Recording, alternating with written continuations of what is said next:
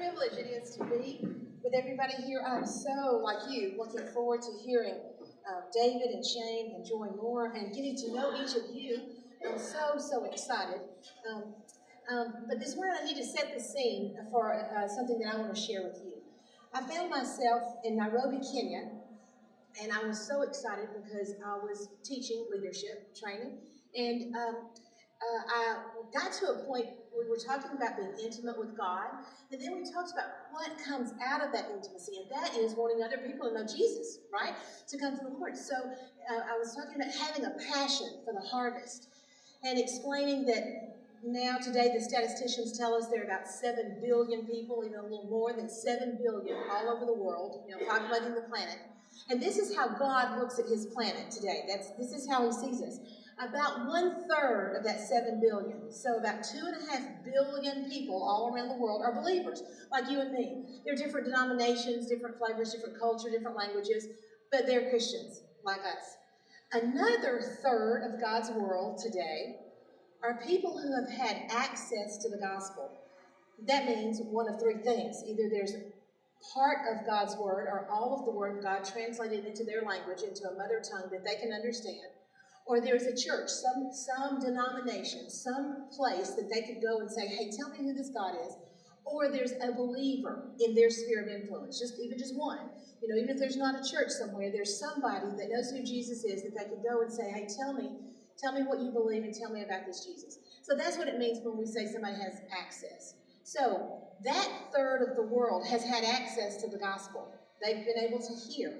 But for whatever reason, they've said, no, I'm not interested. And I believe an awful lot of those are our next door neighbors or the people that live down the street across the road from us. And I'm convicted because I think maybe it's because they haven't seen enough of Jesus in me to want to be like him. But that's that third of the world. But then yet today, there's still over 2 billion people, about another third of God's world, that's never ever heard the name of Jesus one time. They don't know there's a Christmas. They don't know that there's an Easter coming up.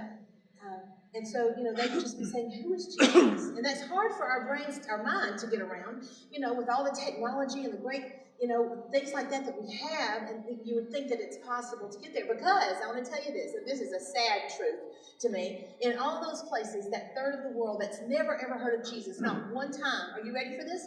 It is possible right now today for you or for them to go and buy a Coca-Cola. Now, they might have to walk a lot of days or ride a camel for a couple of weeks to get to a place. But I think of all the farthest out places I've ever been in India and Africa, far away, it is possible to get to an old rusted Coca-Cola bottle cap or a Coke bottle. And it wouldn't be cold. There's not electricity or a generator. Probably be a hot Coca-Cola, but it's possible to get to it. And that's because Coca-Cola has done what Jesus told us to do in the Great Commission. But Coke did not do it for Jesus. They did it for dollars. And I'm not saying I don't like Coke products. I'm just saying we can learn from them. So the point is, I was there teaching, and it was precious to watch the Kenyan folks get really burdened because they've been recipients of missionaries, through years and sort of settled in their own tribe and pleased with and comfortable with how their lives are. But it was really glorious because 27 of those folks got a real burden for a people group far in the northwestern part of Kenya that's totally different from them. The Turkana people are right on the Ethiopia and Sudan border. It's desert territory. It's 120 degrees all the time. I'm telling you, it is hot. And the Turkana are sparers. The other tribes, and I'm talking civilized tribes, people that live in Nairobi, Kenya, dress almost like we do and live in nicer houses, are afraid of the Turkana. So the reality is, even though they're in the same country, it's like going as far overseas as any of you or I would go, far away to a foreign land. But they were convicted. They thought, well, God sent for us to do it. It was like a new revelation to them. So I was so excited and blessed that I got to go to do training for these 27 up in the Turkana territory. Now, again, as I told you, it's just so hot. Most people don't even have clothes. It's famine. People are dying, but the camels are dying. That's how bad it is, and that's the main animal that's there because it's just such hot territory. The women's job is that they walk for hours and sometimes literally days to dig in the dirt and get enough water, like a dirty quart jar full of water, to go all that many miles and hours back to try to feed their babies or give them water. It's really difficult territory for them. And it's over 90% Muslim. So it's just hard territory biblically, or evangelistically, I should say. Sorry, but we met under a thatched hut, and the folks were taking notes like crazy. And then in the middle of the week, they said, "Would you come and preach a crusade?" And I didn't know exactly what that was going to mean, but they said, "Would you come and share your testimony?" And said, "Okay." So they go and they hammer together a little bit of wood in the central area of like this, where this village is, and made just a couple of rickety steps, and there's this platform. And here we are. And so I had prayed. I said, we gathered together as a sort of a class that afternoon. And I said, okay, if I give an invitation and if anybody comes to Jesus, that was our prayer, that just one would get saved. If one Turkana person can get saved, we thought that could help penetrate the entire Turkana people group. So I said, okay, if anybody comes forward when I give invitation, then one of you go and pray with them. And the reason is I was having to be translated from English into Kiswahili and then Kiswahili into Turkana. A couple of translations. That's not ideal, but that was the only option that we had. So I said, but if you go and pray with them, that means only one translation, and that would be easier. Okay, so that had been our plan. So we get there, and I have one person that can speak English as my translator. And so we're about to walk up on the little platform to speak, and there's hundreds of people there. I mean, really a lot of folks all around. And of course, then they start getting quiet because I'm a girl, I've got on clothes, I'm white, I'm totally different from them. And so they're ready to listen and see what this foreigner has to say. And then the translator says, I need to tell you what's happened. I said, okay. He said, do you see that man over there? And it was about 200 feet maybe away. And there were a couple of hundred people around this guy, a bunch of folks. And he was this huge kind of man, and he was obviously angry, just screaming. And of course, I couldn't understand his language, but he said, he's the mullah. He's the Muslim priest. And he's saying to them, don't listen to her. This is war. We're going to take her out. And I thought, I couldn't talk back to him because the people all around are sort of quiet and waiting. And so, just honest, the first flash in my brain, I thought, I might never get to see my babies again on earth. And then it flashed in my mind, Mount Carmel. And I thought, this is just warfare. It's like the battle between Elijah's God, our God, the one true God, and the gods of Baal. And I just thought, oh, Jesus, you've got to help me. So I said, Lord, would you, this was just in my heart, would you help me every time I normally say the Lord did this or talk about God, will you help me say Jesus? Because this is part of that third of the world that's never heard his name. They don't know who he is. And so, and you know what? We teach it and preach it, don't we? We talk about the power of the name of Jesus. And I've done that many times before, but I'm just telling you, I don't think I needed to appropriate it as much as I was kind of in that moment. I said, Lord, would you just really help me? And then if they take me out, that's okay, but let them hear Jesus one time, and I feel like I've been faithful. So I was doing little baby sentences, talking really slow, believe it or not. I was going really slow, back and forth, like talking to babies. And my translator, we're trying to rock back and forth and talking about Jesus. And then I was sharing that, asked me to share about when I was physically healed. And I shared that and tried to explain that to him, that Jesus had healed me. And then, guess what Jesus did? It was about time for me to give the invitation, and I knew that, but out of the corner of my eye, I saw the mullah, the big guy, walked away. And I don't know where he went, but I saw him walking away, and I thought, Jesus has a chance. I was so excited. So then I gave the invitation. Just simple, wasn't even sure how to do it. And I was just shocked, because not just one and two, but I mean scores and scores of people came. And so much so that I thought they didn't understand, what I said. It was like a mob mentality. It really was like a riot, pushing forward for Jesus. So I jumped down. My translator got ripped away from me because the people are grabbing us, wanting us to pray. So I'm weeping. They're saying words I can't understand. So I was totally out of my league. I didn't know what to do. I just started putting my hands two by two. We're praying for two folks at a time, just praying for them to be saved, praying for them to be healed. So many people are sick. They don't have medicine. It was real obvious that. So I just kept moving through the crowd, just begging God to meet the people. And we're talking, it would be like this room completely filled with people, just a mob of people. So I'm probably as far away as the back of this room, maybe. A lot of time has passed. I'm there. And then I experienced something I've never experienced before. It was a demon-possessed woman. And she's banging herself in the dirt and growling like an animal and foam coming out of her mouth, eyes rolled back, just banging on the ground. And the people around her are not paying a lot of attention. You know, they're kind of used to that, but they're actually just still trying to move forward. And I'm totally by myself. I thought, Jesus, God, you've got to help me. I don't know what to do here.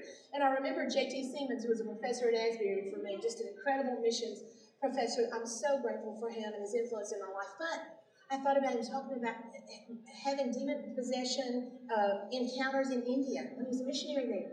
And so I didn't know anything else to do, so I dropped to my knees and just pleaded the blood of Jesus over this woman. And I'm here to testify to y'all today. I got to see God deliver somebody, A1, come up clear as a bell. Yes, it was glorious. Glorious. She comes up, she's all dirt everywhere because just shoveled from all the dirt. But she's clear as a bell, her eyes looking at me, trying to grab me, saying, Kipro Yesu, trying to say thank you, Kipro Yesu, glory to Jesus. I mean, it was really precious, really precious. And just as that's happening, now let me tell you, later, I never told any of this to my husband wasn't there, of course, but I didn't tell him because this was all sacred. It was amazing what God did. And it was almost like I was afraid God would take the glory away. I mean, it was incredible what I observed, and I'm about to tell you more of the story. But when the Africans told him what had happened, he said something. He said, now, honey, when you get back to the States, you better go easy on that demon possession stuff because Americans are going to think you're crazy, and especially Methodists, because I'm Methodist, you know. And I said, you know something? I said, that is out of the pit of hell because I saw it, and Jesus did it, and it's in the Word, and we need to proclaim too. We do. So, just as that's happening, of course, my mind is just spinning, but as that's happening, way back up on the little platform, I could hear this. People are hooting and hollering. I mean, it's like people were at the Super Bowl last night, whichever team you were on, you know, or whatever baseball team, you know, at a ball game. I mean, it is obvious it's happy screaming kind of stuff. So I began to try to make my way back through, but I mean, it's just a mob of people. But this is why they were cheering. At the little platform, there was this tall man. I could see from where I was at a distance. This old, tall Turkana man is literally himself walking up the couple of little steps and getting on the platform. Now, here's the story. Before I had spoken, you know, I was nervous and I was saying, God, please help me. Before I'd heard all this even about the warfare going on, but just praying kind of in my heart. And the only person that I was aware of, everybody just looked the same to me. It was just a mob of people. But I had seen this one man because he was blind. And I saw him fall on the ground. And somebody's trying to guide him along. He fell several times. They'd pick him up. And I remember just saying, Jesus, somebody should have compassion and just touch that man. You know, I don't know, but I didn't know if he stayed in the crowd, or, you know, where he went. I mean, I couldn't see the man. But now I'm seeing it, and I knew the Lord let me remember it was him. And he is known as the man that's blind. Everybody in the village knew he was completely blind for 20 years. He was just the old blind man, and now he's walking up by himself, so the people are cheering. So a young guy gets up on the little platform. He goes over, holds up his hand. The old man that used to be blind could see it, so he reached out and grabbed his hand. So the people go crazy. Then the young guy walks over here, holds up his hand. The old man that used to be blind could see it, grab the hand. Everybody's cheering. They're going nuts. And so, and they're illiterate, you know, they couldn't hold up the Bible or just any kind of a chart to read ABC. So they would say, point to a certain person. Point to, I didn't know who they're saying, but point to Beth Ann. He pointed to Beth Ann, everybody was nuts. Point to Shane. He points to Shane, everybody goes crazy. So it was so precious, and I was able to get back up there, and I said, it's that Jesus I was talking about that wants to live in your heart that just healed this precious man. Because the God of Islam is empty. It's sterile. It does not produce. But our God is the strong one that loves us and just longs to do this in our hearts. And so, this is what I want you to hear. It's just really so precious. These folks didn't know the Word of God. You know, and they didn't have it in print, you know, in their language. But I thought, how did they know this? You remember in the Gospels when Jesus came to a village and the crowds came because he was healing and delivering and preaching and teaching and all that was great. Okay, it was sort of like that. In that the word got out that this Jesus, whoever Jesus is, has come to the Turkana village. So they did not wait, and they didn't ask permission. They didn't wait until tomorrow. They went right then to all their little huts all around the village and got everybody that was lame, crippled, sick, something wrong with them, and brought them back there expecting this Jesus to touch him and heal him. And he did. I got to see miracles I've never seen before all at one time. Another blind woman was healed. A man threw down a crutch, started running around. It was really glorious. Just a precious time. I was so blessed to experience that in a way that I've never seen, just quite like that since. But I believe it was because of God wanting a witness there, but I believe too, it was because of those 27 precious little folks that were willing to have beautiful feet, that were willing to leave what was comfortable to them and what they understood and knew, and go to people to tell them about Jesus that they had not heard about him. I mean, it was just a glorious time. And so I want to say this morning, normally my audience or my congregation is typically third world. It's probably different from most of yours. Or it's sometimes closed access countries where people don't have the opportunity or they're being persecuted. You know, the believers, so they're having to hide out underground, and it's very difficult for them to get access.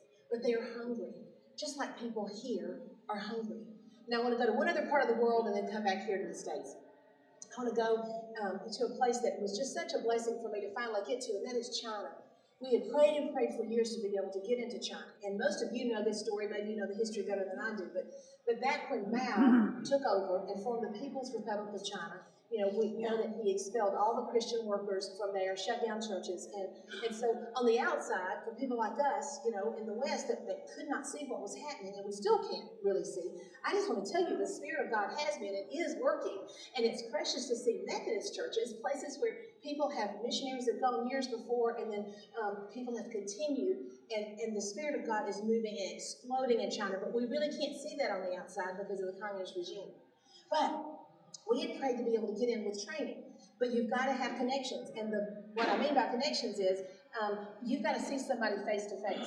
Because it could be that maybe David Watson and I have been emailing for 15 years together, you know, back and forth, or even writing letters. But then one day, either he squeals on me or I squeal on him, and one of us may be the bad guy. And then not just me, and not just my Methodist family and church, my congregation, but the entire network. Anybody I know, would be like you here in Indiana, as well as anybody you know past Indiana. You know, all those believers are completely wiped out. And so they're really afraid. So there's got to be a face-to-face and for them to be able to really, really trust. So Jesus opened up the door for me to go to China. And the reason was, though, the government of China thought I was going in to backpack on the Great Wall of China as a tourist. And I did do that. So here I've got to take the backpack, and so for a week I'm literally climbing on my belly with other people up through woods for several hours a day to get to the old crumbled parts of the wall. And then we walk down, you know, that many hours, and then sleep on some little farmer's pasture or cornfield, you know, just to keep moving along. And I did that intentionally in order to get, at the end of the time, to get in Beijing to try to meet with underground leaders. And the Lord worked out those details, and that's a whole other story of just having to meet with police watching us and trying to smuggle Bibles and make connections. But we praise God that we did make that, and again, we have to be so careful for those people's lives. But that's happening now, and so we're grateful for that. But I was on my way back to the airport, and I was by myself in a taxi, and the driver could speak just a little English, not much. It was very broken, but better than most folks generally do. So I said, well, tell me what your name is, and he said, Ping. So I want you to remember Ping, P-I-N-G. Can you say it? Come on, I know you know. Ping, sort of like ping pong, okay? Ping.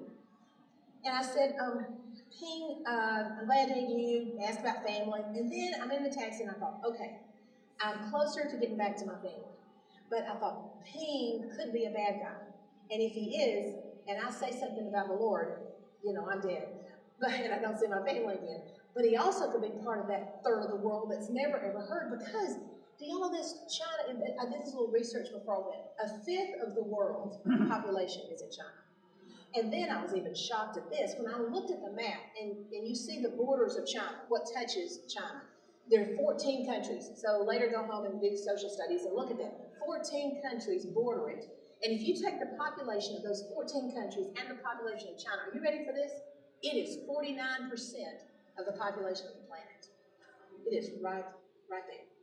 Now, that's why the government had made me sign up. Well, I didn't have to sign it. If I had not signed it, I wouldn't have gotten into the country. But I had to sign to get into the country a piece of paper that promised that I would not talk about any religions or any governments.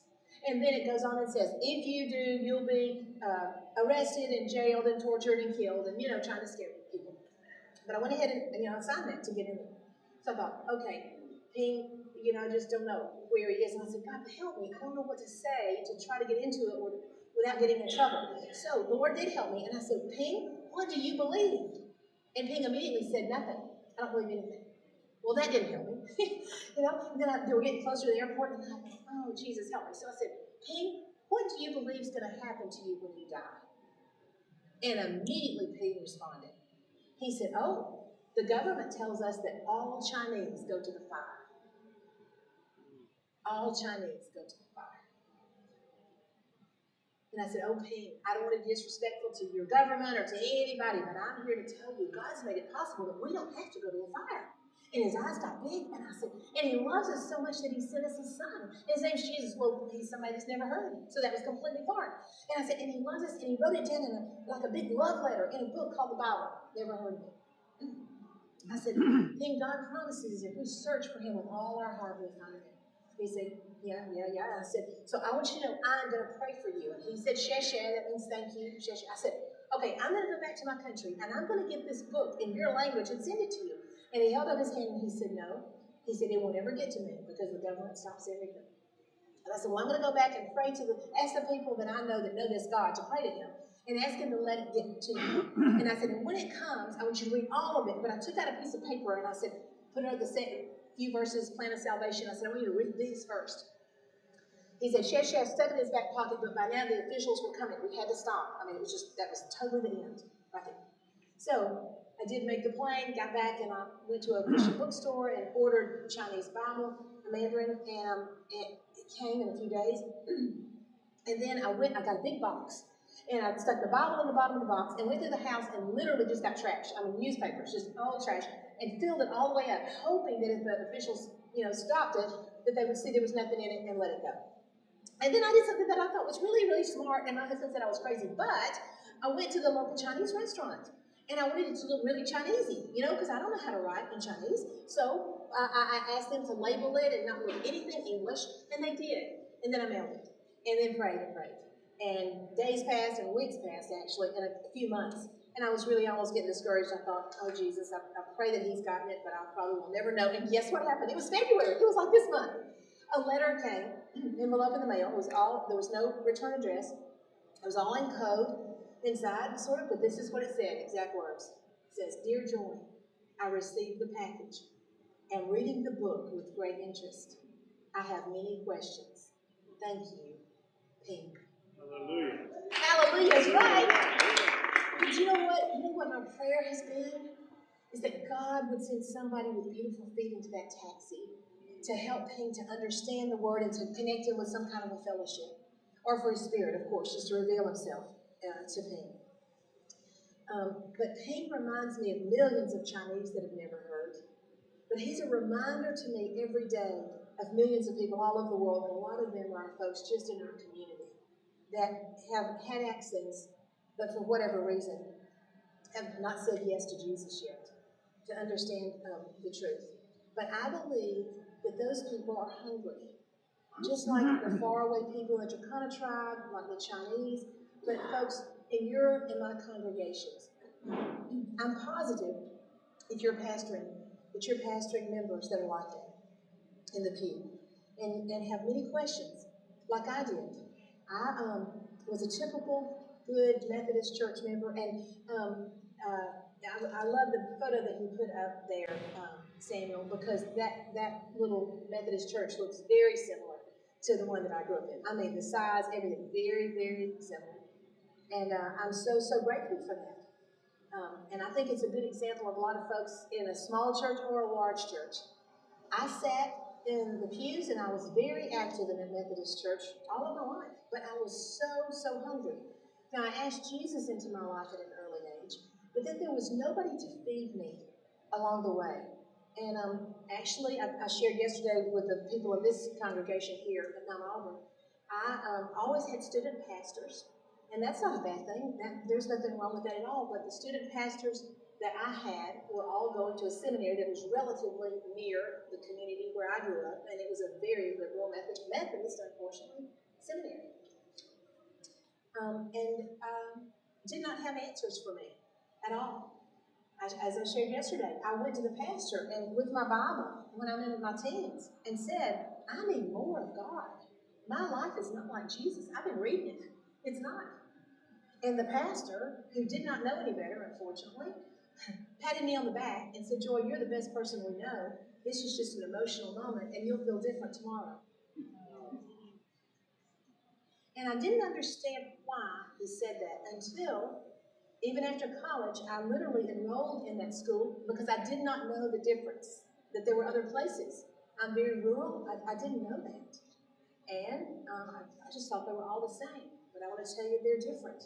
And that's why we're here today, because we long to be different. But in that school, I actually took a class with a professor at the beginning of the semester. This happened. That's actually an atheist. An atheist, unashamed. I know we kind of laugh. I'm telling you the truth. I'll tell you this quick. I don't want it to be repeat for the folks from yesterday. This is honest. I mean, I'm taking upper level classes because I'm really hungry and searching spiritually. So I took theology of the Holy Spirit, theology of Paul with seniors. Everybody else in the classes were seniors. Now I had to have some core stuff that I was taking. So I'm in there, and the rumor was the guy's an atheist. So everybody in the class, even the more liberal folks in the class, were afraid to ask. Because we're afraid he'd fail us, you know? So we all made a deal. I mean, like a pact. It truly was like a blood pact. You know why? You know, we said, okay, we said to this guy, if you will ask the question, we swear that we will all go down. If he fails you, we'll all take the F. We'll go down with you. You know, because we all wanted to know, but nobody had the guts to do it.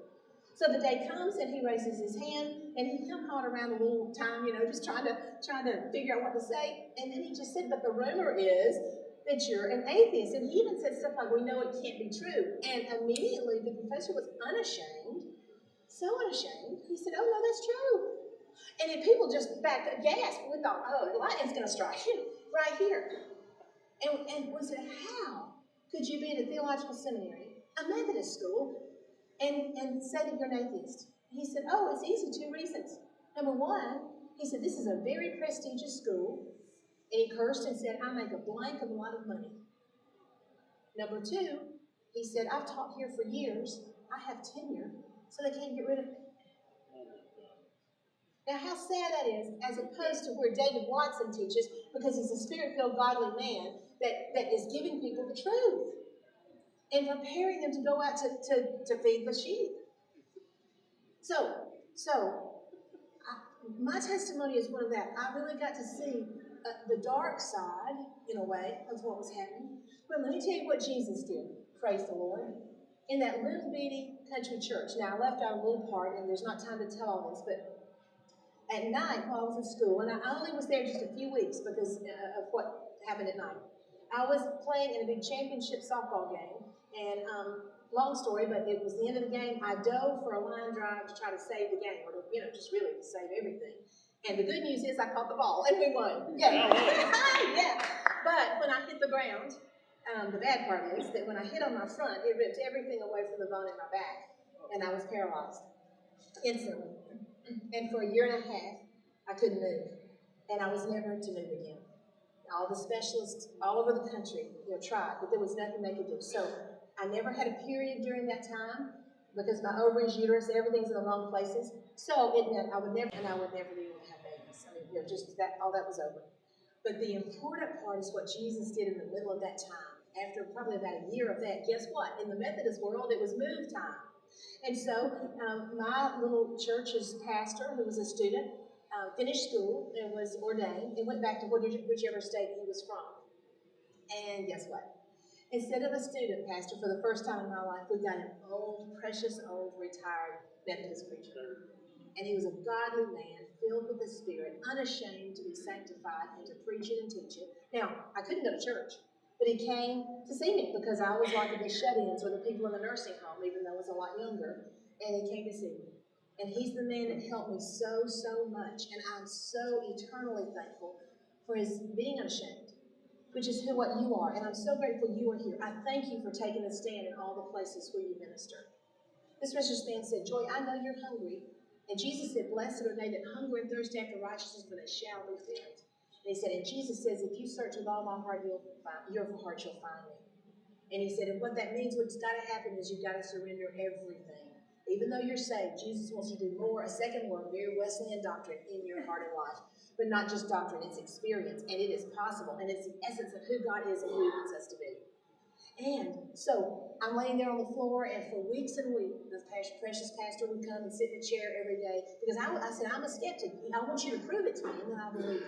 but he did so beautifully, biblically, throughout the Word. And I'm so, so thankful. And then God gloriously changed my heart. I was just radically sanctified. I'm telling you, I couldn't move physically. I'm on the floor. But Jesus really cleansed my heart and filled me with him when I got to the point of wanting him more than anything else.